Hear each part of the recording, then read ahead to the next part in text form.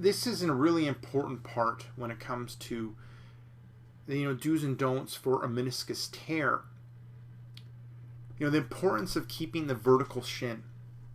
So if we end up looking at like a vertical shin, so the foot's flat on the floor, the shin is perpendicular to the floor. So what ends up happening, keeping that vertical shin, it decreases the flexion, range of motion that ends up occurring in the knee. So if I end up having that knee come forward, what ends up happening is I get an increase in knee flexion, and as I end up having more knee flexion, I end up having more stress on that meniscus. So if I keep that vertical shin, I'm going to put less stress on that meniscus. If I also keep that vertical shin, I'm also going to put less stress on the patellofemoral joint. So that patella coming up against the femur, and that ends up being an issue when it comes to someone with a runner's knee, patellofemoral pain syndrome. I can end up having a small negative slope. That's okay. And negative slope would mean, the knee being back and the shin being at an angle like this, as opposed to a positive slope, which would be like this.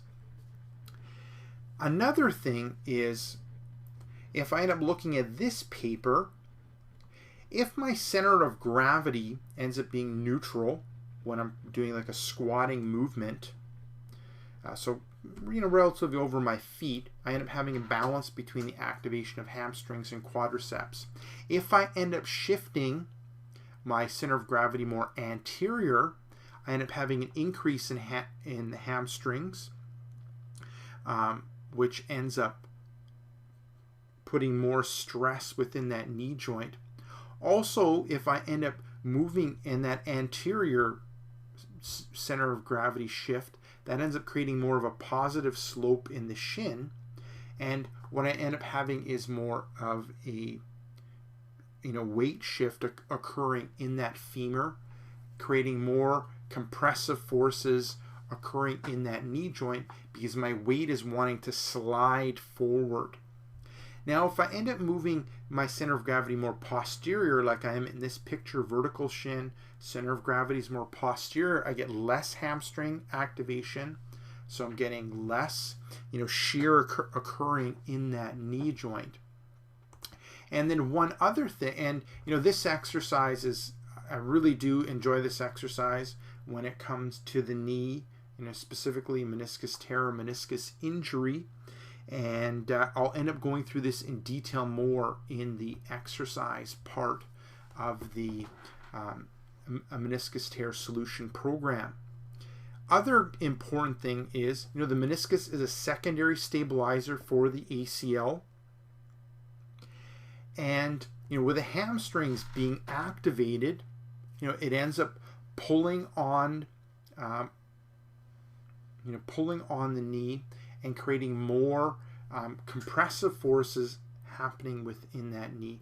And then also that hamstring ends up assisting that ACL when it comes to preventing any anterior translation of that shin. So summarizing things, we want to end up doing exercises that end up involving a vertical shin, because it ends up decreasing the flexion range of motion that ends up happening in that knee, which is good. The more flexion we have, the more stress that it ends up putting in that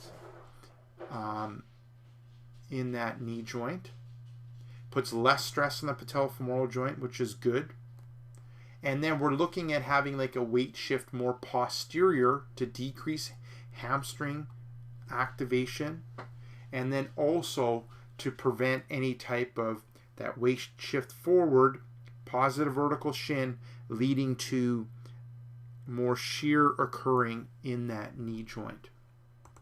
So I hope that makes sense, and I hope I kind of highlighted the importance of that vertical shin, especially when it relates to a meniscus tear injury, when it relates to the exercise side of things.